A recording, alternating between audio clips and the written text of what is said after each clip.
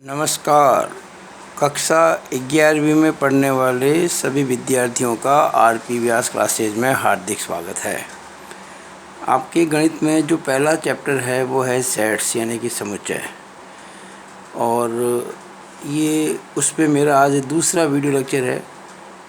पहला जो video lecture था उसमें मैंने आपको जो बातें बताई थी सेट्स के बारे में, वो थी पहले तो डेफिनेशन ऑफ ए सेट कि भाई सेट क्या होता है। फिर कई बार हमें ये बताना होता था किसी क्वेश्चन में कि ये सेट है या सेट नहीं है, इस प्रकार के प्रश्न हमने किए थे। फिर ये बताया था किसी सेट को कैसे रिप्रेजेंट किया जाता है। उसमें मुख्य बात ये थी कि इनको किया जाता है रिप्रेजेंट कैपिटल लेटर से, यानी capital A, capital B, capital C, इस प्रकार से। फिर थी सेट्स के एलिमेंट्स के बारे में, ये सेट का एलिमेंट है या सेट का एलिमेंट नहीं है। This element belongs to a particular set or not belongs to a particular set। फिर हमने कुछ स्टैंडर्ड जो सेट्स होते हैं, set of natural number, set of whole number, set of integers, set of rational numbers, set of real numbers, set of positive integers, set of positive rational numbers, set of positive real numbers, इन सब के बारे में हमने पिछले video में study किया था।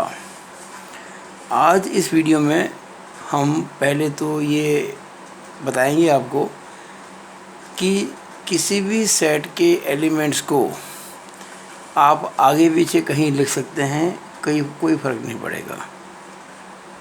आगे लिखो पीछे लिखो, आप उसकी पोजीशन चेंज कर सकते हो, फ़र्क नहीं पड़ेगा। बस कंडीशन एक ही है कि वो रिपीट नहीं होना चाहिए।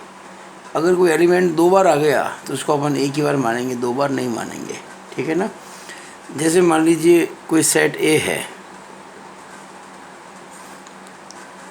इसके एलिमेंट ऐसे लिखे हुए हैं ए, एक्स, जेड, वाई, सी, बी। ये सारे एलिमेंट्स अलग अलग हैं, इसमें कुछ भी कॉमन नहीं है। देखिए ए, बी, सी, एक्स, वाई, जेड, तो सुंदर ही लगेगा, अच्छा ही लगेगा। इनको आप ज़रा एक स्टैंडर्ड वे में लिखो, ए, बी, सी, एक्स, वाई, जेड, ऐसे लिख दो आप इसको। हालांकि आप ऐसे लिखेंगे तो गलत नहीं है, ये भी सही है, लेकिन ये ज़्यादा अच्छा लगता है। तो आप अगर किसी सेट के एलिमेंट्स को आगे पीछे लिखते हो तो कोई फ़र्क नहीं पड़ेगा। मान लीजिए कोई दूसरा सेट है बी, उसमें लिखा हुआ है ए, सी, डी, सी, ए, एफ, बी, सी। अब आप इसमें देखेंगे कि कुछ एलिमेंट्स रिपीट हो रहे हैं, तो रिपीट एलिमेंट जो होते हैं उनको आपको काउंट नहीं करना है। कैसे ध्यान रखेंगे इस चीज़ का, मैं आपको एक तरीका बताता हूँ। देखिए आप साइड के अंदर, आपके अंदर लिख दीजिएगा ए, लिख दिया, फिर सी लिख दिया, फिर डी लिख दिया, फिर सी आ गया, इसको मत लिखिए क्यों, ये सी ऑलरेडी आ चुका है। फिर ए मत लिखो, आ चुका है। एफ लिखना पड़ेगा, बी लिखना पड़ेगा, और सी नहीं लिखो, ये साइड में लिख दो इस प्रकार से। अब चाहो तो इसको आप ऐसे लिख दीजिएगा, ए, सी, डी, एफ, बी। वैसे हम इसके बिना भी कर सकते थे, मैंने ए लिख दिया, सी लिख दिया, डी लिख दिया, लगातार 3। फिर सी नहीं लिखा क्योंकि सी आ चुका था। फिर मैंने ए नहीं लिखा क्योंकि आ चुका था। फिर मैंने एफ लिख दिया क्योंकि पहली बार आ रहा है। फिर मैंने बी लिख दिया, पहली बार आ रहा है। और फिर सी नहीं लिखा क्योंकि आ गया था। अब इसको और अच्छा लगेगा अगर थोड़ा सा सीक्वेंस में बना दें, जैसे कि ए के बाद बी के बाद सी आता है, तो ए, बी, सी, डी, ई, एफ होता है। ई तो इसमें है नहीं, तो डी, एफ। ये इसकी पहली बात जो आपको मैंने बताई कि आपको किसी भी सेट के जो एलिमेंट्स हैं उनको ऐसे लिखना है कि एक सीक्वेंस बन जाए। आगे पीछे करेंगे तो कोई फ़र्क नहीं पड़ेगा, मान लिया जाएगा उसको, लेकिन ये ज़्यादा अच्छा लगता है। और दूसरा, अगर कोई एलिमेंट रिपीट होता है तो उसको रिपीट नहीं माना जाएगा, उसको कैंसिल कर देंगे और एक ही बार लिखा जाएगा। जैसे मान लीजिए एक शब्द है, एक लेटर है एप्पल, APPLE। आपसे कहा जाए कि इस एप्पल के जो लेटर्स हैं इनसे एक सेट बनाओ। वो जो सेट बनेगा A, P, अभी P नहीं आएगा क्योंकि आ गया है, फिर L, फिर E। तो ये आपको मैंने जो आज बात बताई है पहली, इसको आपको ध्यान में रखना है। क्या बात बताई? एक तो अपन एलिमेंट्स का सीक्वेंस आगे पीछे कर सकते हैं। दूसरी बात, कोई भी एलिमेंट रिपीट नहीं हो सकता। अगर रिपीट होता है तो उसको आप हटा दो, एक एलिमेंट एक ही बार आएगा। अब हम आगे इस पे बढ़ते हैं। अब देखिएगा कि अगली जो बात है वो है methods of representing A set. किसी समुच्चय को प्रदर्शित करने की विधियाँ। कोई भी सेट है उसको अपन दो प्रकार से रिप्रेजेंट कर सकते हैं। पहला जो है उसे कहते हैं रोस्टर और टेबुलर फॉर्म। रोस्टर और टेबुलर फॉर्म, और हिंदी में कहते हैं इसको सारणीबद्ध रूप या कई बार केवल सारणी रूप। और एक होता है सेट बिल्डर और रूल फॉर्म। सेट बिल्डर और रूल फॉर्म, और हिंदी में इसको कहते हैं नियम रूप। यानी पहला तो है सारणी रूप, दूसरा है नियम रूप। सारणी रूप में क्या है, जो अब तक अपन पढ़ते आ रहे वो सारणी रूप ही है कि मंजिला कोष्ठक शुरू किया, कोई एलिमेंट लिखा, कॉमा लगाया, दूसरा एलिमेंट लिखा, कॉमा लगाया, तीसरा एलिमेंट लिखा। यानी आप जितने एलिमेंट उस सेट के हैं वो सबको लिख लो और बीच में कॉमा लगा दो। ये हो गया टेबुलर फॉर्म। और नियम फॉर्म में क्या होता है, रूल फॉर्म में क्या होता है, आपको एक रूल के रूप में लिखना पड़ेगा। वो अब ये डिस्कस करेंगे अपन सारा इसी वीडियो के अंदर। पहले मैं आपको बताऊंगा कि किसी भी सेट को रोस्टर फॉर्म में कैसे लिखा जाता है। अब देखिए, मैंने जितने भी आपकी किताब के एग्जाम्पल्स हैं, क्वेश्चन से, वो सारे ले लिए हैं। देखिएगा, मैंने एक क्वेश्चन बना दिया, write the following in roster form, यानी कि निम्नलिखित को सारणीबद्ध रूप में व्यक्त करें। पहला क्वेश्चन, ये आपके 1.1 एक्सरसाइज है ना, उसका पहले एग्जाम्पल 1 है कि solution of equation x² + x - 2 = 0। इसका जो सॉल्यूशन आता है ना, उसको रोस्टर फॉर्म में लिखना है। तो पहले तो आप इस इक्वेशन को सॉल्व करेंगे। तो देखिएगा, ये बहुत सिंपल सी क्लास 10 का मैटर है। x² प्लस x के दो पार्ट्स करेंगे, 2x - x - 2 = 0। अब x कॉमन आएगा तो x + 2, फिर -1 कॉमन आएगा, x + 2। अब x + 2 कॉमन है तो x + 2 इंटू x - 1 बराबर 0। अब देखिए, इन दोनों का गुणा 0 आ रहा है। इसका मतलब या तो x + 2 की वैल्यू 0 होगी और या फिर x - 1 की वैल्यू 0 होगी। इसका मतलब x की वैल्यू कितनी हो जाएगी, -2 और +1। दो वैल्यू आ गई है, -2 और +1। तो इन दोनों वैल्यूज़ को अपन लिख देंगे टेबुलर फॉर्म में। यानी हमारा जो आंसर क्या आ जाएगा, आंसर ये आ जाएगा -2, 1। ये आंसर आ गया बस। अच्छा, इसको हम ऐसे भी कर सकते थे, सीक्वेंस चेंज करके 1 आगे लिख सकते थे और कॉमा करके -2 बाद में कर सकते थे, डजंट मैटर। ये भी सही है आंसर और ये भी सही है। तो ये आपका पहला क्वेश्चन मैंने किया जो एग्जाम्पल 1 था, एक्सरसाइज 1.1 के पहले के। मेरा दूसरा क्वेश्चन जो मैंने अपनी सीक्वेंस बनाई है, ये है एग्जाम्पल 2 एक्सरसाइज 1.1 के पहले का।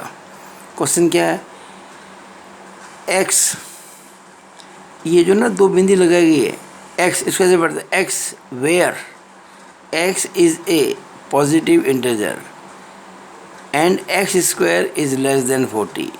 यानी ये जो आपको दिया है ना, ये एक्चुअली रूल फॉर्म में है। एक नियम बना दिया है कि वो सेट ज्ञात करो जिसका एलिमेंट x है और x ऐसा है कि वो धनात्मक पूर्णांक है, पॉजिटिव इंटीजर है। किस प्रकार का, कि उसका जब स्क्वायर करेंगे तो वो 40 से कम आता है। अब इसको कैसे करें भाई? तो देखिएगा इसका आंसर क्या आएगा। सबसे बड़ी बात है कि x is a positive integer, यानी कि धनात्मक पूर्णांक है, और धनात्मक पूर्णांक होता है शुरू 1 से।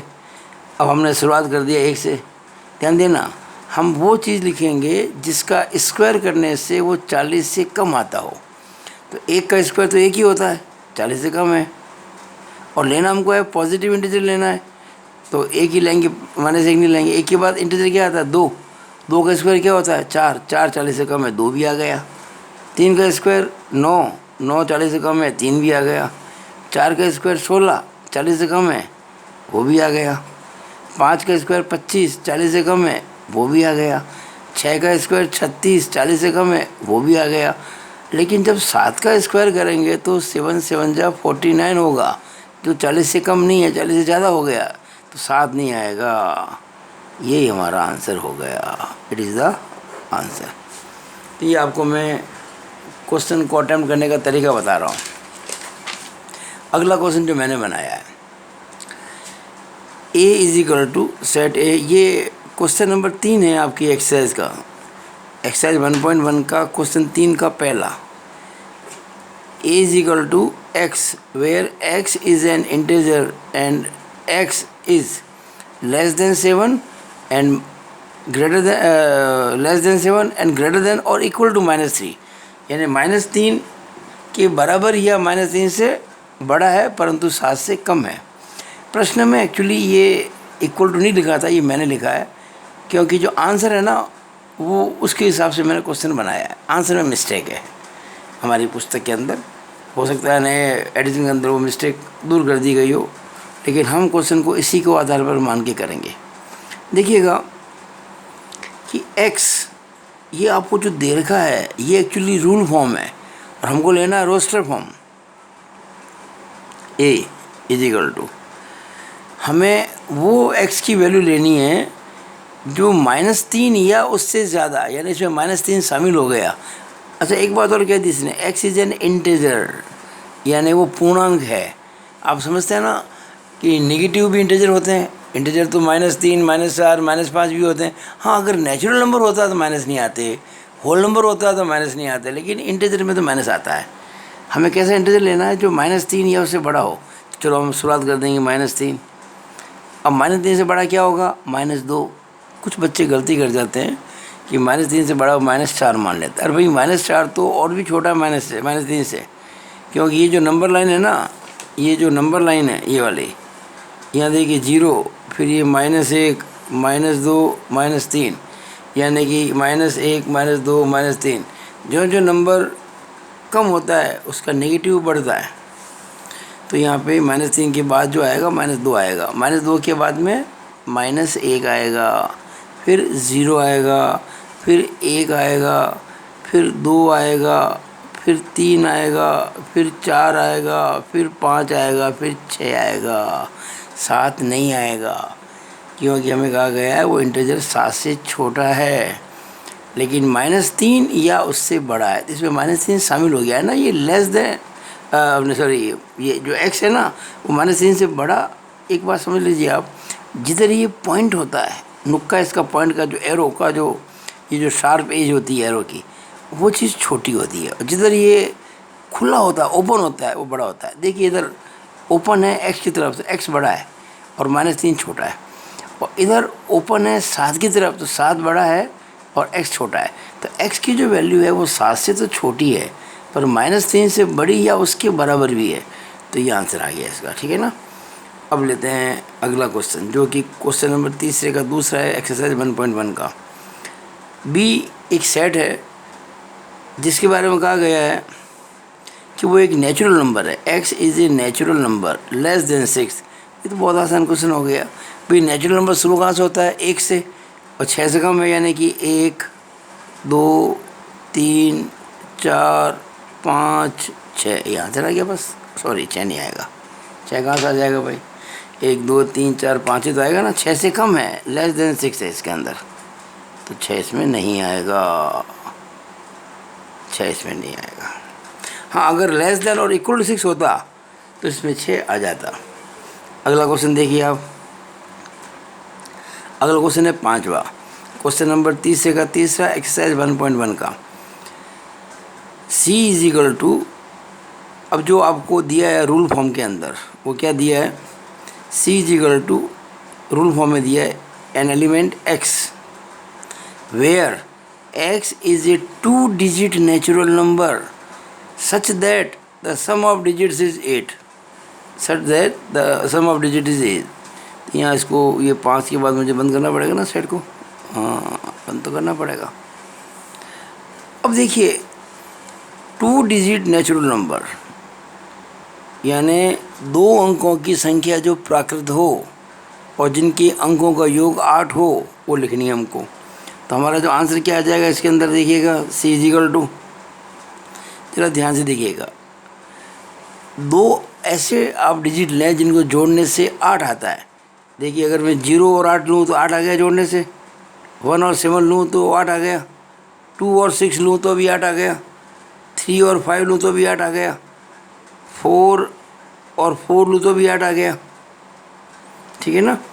देखो 0 और 8 जोड़ें 8 आ गया, 1 और 7 8 आ गया, 2 और 6 8 आ गया, 3 और 5 8 आ गया, 4 और 4 8 आ गया। अब इनका क्रम बदल दें, अगर मैं 8 और 0 करूँ तभी 8 ही है, 7 और 1 करूँ तब भी 8 ही है, 6 और 2 करूँ तब भी 8 ही है, 5 और 3 करूँ तब भी 8 ही है, और ये तो 4 4 का तो उल्टा 4 4 ही होगा, कोई फ़र्क नहीं पड़ता। अब हमें जो कहा गया है वो है 2-digit नेचुरल नंबर, 2 डिजिट। अब 08 जब मैं लिखूँगा तो 08 का मतलब तो 8 ही होता है, और 8 तो इसमें एक ही डिजिट है, तो ये 08 नहीं लिखा जाएगा, क्योंकि 08 जो होता है वो 8 होता है, और 8 जो है वो 2-digit नंबर नहीं है। तो शुरुआत किससे होगी? इससे नहीं होगी, 08 से। इसमें सबसे कम कौन सी है, सबसे छोटी कौन सी है? 17, 17, तो 17 आ जाएगी। फिर क्या आ रही है? 26, ये भी आ जाएगी। फिर क्या आ रही है? 35, ये भी आ जाएगी। फिर क्या है? 44, ये भी आ जाएगी। अब देखिए 35 को उल्टा किया 53, तो 53 भी आ जाएगी। फिर 62 भी आ जाएगी, फिर 71 भी आ जाएगी, और 80 भी आएगा। और जब कभी अपन सेट लिखते हैं ना, तो कोई कर्ली ब्रैकेट शुरू करते हैं, उसको ख़त्म भी किया जाता है, और जो एलिमेंट लिखे हैं उनके बीच में कॉमाज लगाए जाते हैं। ये सेट सी हो गया। तो एलिमेंट क्या हो गए? 17, 26, 35, 44, 53, 62, 71 एंड 80। अगला क्वेश्चन, क्वेश्चन नंबर 6, जो कि किताब का क्वेश्चन 3 का चौथा पार्ट है 1.1 का। देखिएगा ये क्वेश्चन क्या है, ध्यान देखो। ऐसा आपको सेट बनाना D जिसमें कोई एलिमेंट x है, where x is a prime number which is divisor of 60। ऐसा, अच्छा प्राइम नंबर किसे कहते हैं? प्राइम नंबर होती है अभाज्य संख्या। वो होती है संख्या अभाज्य जो या तो खुद से ही डिवाइड होती है या फिर एक से। Prime number is that number which is divisible either by itself और बाय 1। आपको प्राइम नंबर लेना है, कैसे? जो 60 को डिवाइड कर दे, यानी कि जिनका 60 में भाग चला जाए। अब 60 से भाग जाएगा, जो जो बड़ी से बड़ी संख्या है वो 30 है, क्योंकि 30 के बाद 31 आता है। 31 का पहाड़ा बोलो, 31 दूना 62, तो 60 तो छोटा रह गया। तो 30 से बड़ा तो वो होगा नहीं, ये पक्की बात हो गई, क्योंकि 30 दूना 60 होता है। लेकिन 30 तो जो प्राइम नंबर नहीं है। इसका मतलब आपको 1 से 30, 1 से लेकर 30 तक जो डिजिट, जो संख्या हैं, सारी जो नंबर्स हैं, उनमें आपको प्राइम नंबर ढूंढना है जो 60 को डिवाइड कर दे। हालांकि आपको कहा तो गया है कि 60 से भाग, मतलब जिसका भाग 60 में चला जाए, पर हमने इसको 30 तक सीमित कर दिया है, क्योंकि 30 के बाद 31, 32, 33 जाते हैं, और उनका भाग कभी 60 में जाएगा नहीं। तो देखिए शुरू करते हैं। सबसे पहला जो होता है प्राइम नंबर, वो होता है 2। अगर 2 का भाग 60 में जाता है तो उसको हम लिखेंगे। तो पहला प्राइम नंबर है 2, ओके लिख दिया हमने, 2 का भाग 60 में जाता है। फिर 3 भी प्राइम नंबर है। अच्छा, आप ये पूछ सकते हो भाई एक क्यों नहीं लिखा, तो एक जो है वो प्राइम नंबर नहीं है, एक जो पहला ऑड नंबर है। फिर तीन, तीन के बाद चार, चार तो भाई जो प्राइम नहीं है। पाँच बिल्कुल प्राइम नंबर है, और पाँच का भाग 60 में ज़्यादा भी है। छः प्राइम नहीं है, सात प्राइम है लेकिन 60 में भाग नहीं जाता है। आठ नहीं लेंगे, नौ नहीं लेंगे, 10 नहीं लेंगे, 11 लेंगे, लेकिन 11 का भाग 60 में नहीं जाता है।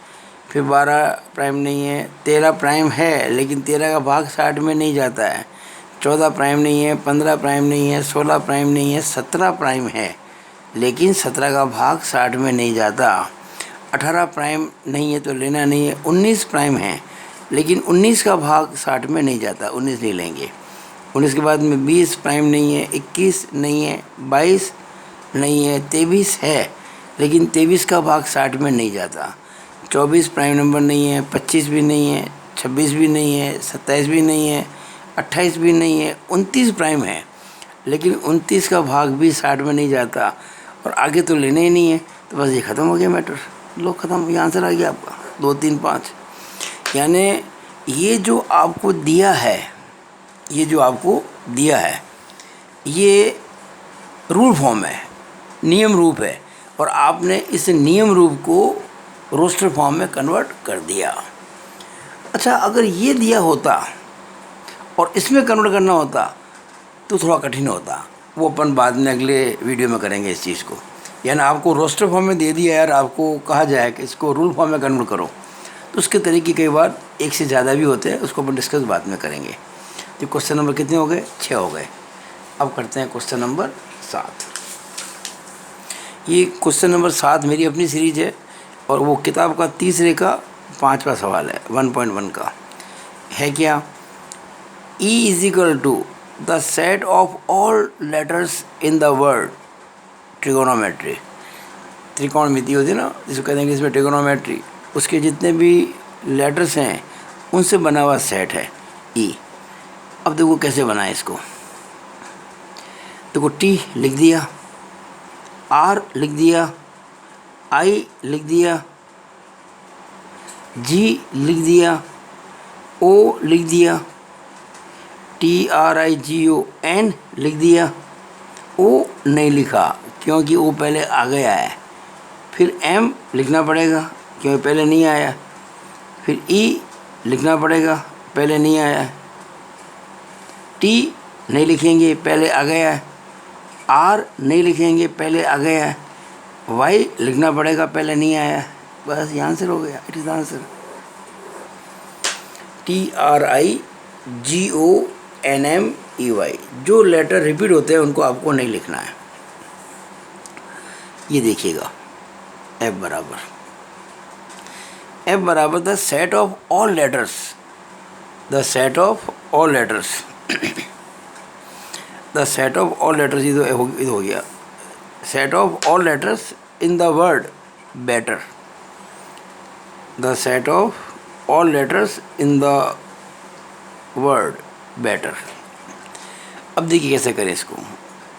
बी लिख लेते हैं, ई लिख लेते हैं, टी लिख लेते हैं। ये टी नहीं लिखूँगा, क्यों? क्योंकि आ चुका है। ये ई भी नहीं लिखूँगा क्योंकि आ चुका है, लेकिन आर लिखना पड़ेगा। ये आंसर आएगा, इट इज आंसर। अब एक क्वेश्चन दिया आपको, आपके किताब का क्वेश्चन नंबर 5 है, एक्सरसाइज 1.1 का। उसमें लिखा हुआ है list all the elements of the following sets, यानी जो नीचे सेट्स दिए हैं उनको लिस्ट करो।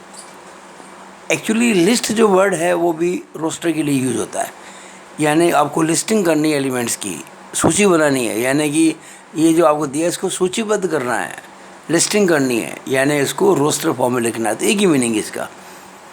तो क्वेश्चन नंबर 5 का पहला एक्सरसाइज 1.1 का, एक सेट ए है, उसके लिए कहा है कि उसका एलिमेंट x है, जहाँ की x is N odd natural number. तो बहुत आसान हो गया, ऑड नेचुरल नंबर है। देखिए नेचुरल नंबर और ऑड शुरू कहाँ से होगा? 1 से। 1 के बाद में 3, 3 के बाद में 5, फिर 7, फिर 9, फिर 11, फिर अप टू इनफाइनाइट चलता रहेगा। आंसर आ गया आपका। क्वेश्चन दूसरा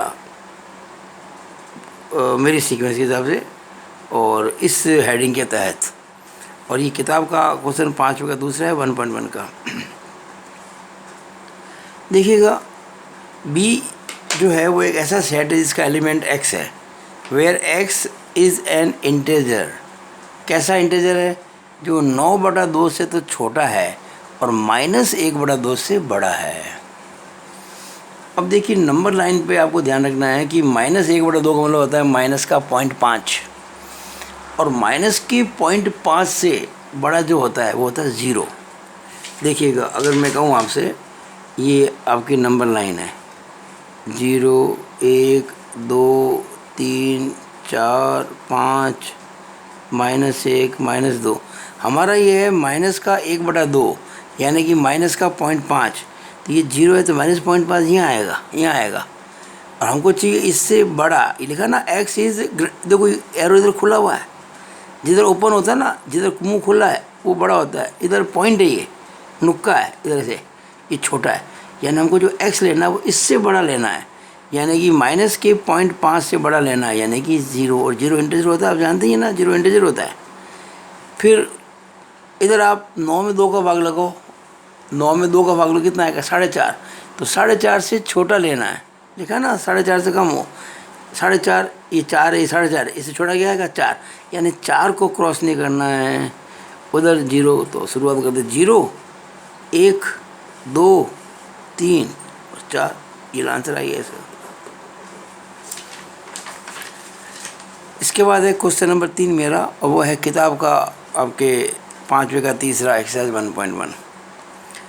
सी एक सेट है जिसके लिए कहा गया एलिमेंट x है, where x is an integer and x² is less than और इक्वल टू 4। देखिए भाई x एक ऐसा पूर्णांक है जिसका वर्ग करने पर 4 अथवा 4 से कम आता है। देखिए 4 का वर्गमूल क्या होता है, स्क्वायर रूट क्या होता है 2, लेकिन आप ध्यान से देखेंगे तो -2 का स्क्वायर भी 4 होता है और +2 का स्क्वायर भी 4 होता है, तो यहाँ माइनस, अच्छा, और -2 और +2 दोनों इंटीजर भी हैं। हमें देखिए इंटीजर लेना है, x इंटीजर है, यानी हमारे इस बार आंसर में माइनस आ सकता है, क्योंकि उसका जब स्क्वायर करेंगे तो प्लस हो जाएगा। तो ये c क्या आएगा, देखिए -2 आएगा, -1 आएगा, 0 आएगा, 1 आएगा और 2 आएगा। क्यों? इसका स्क्वायर 4, इसका स्क्वायर 4, दोनों 4 है, और 4 या 4 से छोटा, यानी हमें जो लेना है, जैसे मान लो ये वैल्यू x की है, x की वैल्यू -2 है, तो x का स्क्वायर करो 4 आएगा, 2 का स्क्वायर करो 4 आएगा, और वो क्या कह रहा है कि x² जो है ना वो 4 या 4 से कम होना चाहिए। इसमें देखिए लगा सिंबल ही वाला, इक्वल भी लगा हुआ है, 4 भी हो सकता है, इसका मतलब 2 ले लेंगे। हाँ, अगर ये 4 से कम होता तो मैं ये -1 0 1 ही लेता, फिर 2 नहीं लेता, पर यहाँ चूँकि ये लेस देन के साथ में इक्वल टू भी दे दिया है, इसलिए मैंने -2 और +2 भी ले लिया। -1 और +1 का स्क्वायर 1 ही होता है, और 1 4 या 4 से छोटे में आता है, 0 का स्क्वायर 0 ही होता है, जो 4 या 4 से छोटे में ही आता है, तो हमारा आंसर हो गया। अब देखिए एक क्वेश्चन जो है 5वें का चौथा एक्सरसाइज 1.1 का, डी एक सेट है जिसका एलिमेंट x है, where x is a letter in the word loyal. अब ये तो बहुत आसान क्वेश्चन आ गया भाई, एक एक कर लो, L आएगा, O आएगा, Y आएगा, A आएगा, L नहीं आएगा क्योंकि आ चुका है, ये आंसर आ गया। अगला क्वेश्चन नंबर 5 का 5वां एक्सरसाइज 1.1 का, एक सेट है कैपिटल E जिसका एलिमेंट x है, और कैसा है x? x is a month of a year not having 31 days, यानी कि किसी वर्ष का वो महीना जो 31 दिन वाला नहीं है। तो 31 दिन वाले जो महीने होते हैं आपको पता ही है, उनको नहीं लिखना है। जनवरी नहीं लिखेंगे क्योंकि जनवरी में जो 31 डेज होते हैं। फरवरी लिखेंगे, फरवरी, मार्च नहीं लिखेंगे, अप्रैल लिखेंगे, मई नहीं लिखेंगे, जून लिखेंगे, जुलाई नहीं लिखेंगे, अगस्त भी नहीं लिखेंगे। सितंबर लिखेंगे, अक्टूबर नहीं लिखेंगे, नवंबर लिखेंगे, दिसंबर नहीं लिखेंगे, और ये हमारा आंसर हो गया। It is our answer. और लास्ट क्लास देखिएगा, हमें एक सेट दिया है एफ, जिसके बारे में कहा गया कि इसका एलिमेंट एक्स है। किस प्रकार एलिमेंट एक्स है? X is a consonant in the English alphabet which precedes के। यानी देखिए, आपने हिंदी में पढ़ा होगा स्वर और व्यंजन, स्वर और व्यंजन। इंग्लिश में कहते हैं स्वर को तो वोवेल, और व्यंजन को कहते हैं कॉन्सोनेंट। अब देखते हैं कि ए, ई, आई, ओ, यू, ये सारे वोवेल्स हैं, स्वर हैं, और इसके अलावा जितने भी होंगे लेटर्स इंग्लिश के, वो सारे कहलाएंगे कॉन्सोनेंट्स, यानी कि व्यंजन। लेकिन हमें क्या कहा गया है कि एक्स ऐसा एलिमेंट है जो कॉन्सोनेंट है, लेकिन कैसा consonant? In the English alphabet which precedes के, यानी के से पहले आने वाला। तो पहले काम करते हैं अपन रफ के अंदर, अपन के से पहले जितने भी वर्ड से लिख लेते हैं। देखिएगा भाई, ए, बी, सी, डी, ई, एफ, जी, एच, आई, जे। बस के तो लिखना नहीं है ना, क्योंकि प्रीसीड्स यानी कि के से पहले के लिखना है। अब हमारा आंसर क्या आ जाएगा? अब हम इनमें से लेने हैं किनको? जो कॉन्सोनेंट्स हैं, यानी जो वोवेल्स नहीं हैं। अब ए लेंगे क्या? नहीं लेंगे भाई, ए तो वोवेल है, होते ना। ये देखिए, ए, ई, आई, ओ, यू, ये होते हैं वोवेल।